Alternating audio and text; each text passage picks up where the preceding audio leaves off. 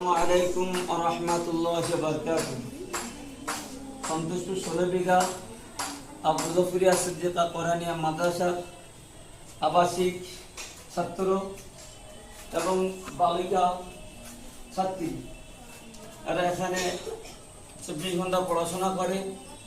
এর জন্য সারা বিশ্ববাসীদের কাছে আপনাদের অনুদান চাচ্ছি। এই মাদ্রাসার অনেক কাজ বাকি আছে,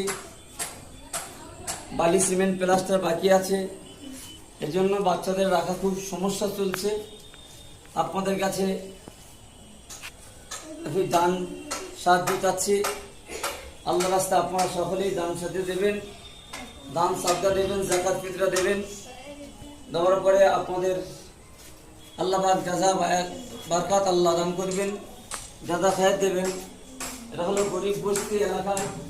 এখানে একটা রত্ন তৈরি হচ্ছে, হাফিজে কোরআন। ইনশাআল্লাহ 4 জন ছেলে হাফেজ তেলাওয়াত করছেন এবং মুক্তির বাচ্চারা আরও আছে, লেডিস হাফিজে পড়বে। তো আমরা ইনশাআল্লাহ চেষ্টা করে যাচ্ছি এই আবু জাফরিয়া সিদ্দিকা কোরআনিয়া মাদ্রাসা বালক বালিকা যেন এখানে মানুষ হয়ে হাফেজে কোরআন পাগড়ি নিয়ে যেতে পারি ইনশাআল্লাহ। এই জন্য আপনাদের কাছে ছোট্ট আবেদন রাখছি, আপনারা আল্লাহ রাস্তায় সকলেই দান পাঠাবেন। ছোট্ট দোয়া করছি, আল্লাহুম্মা আমিন।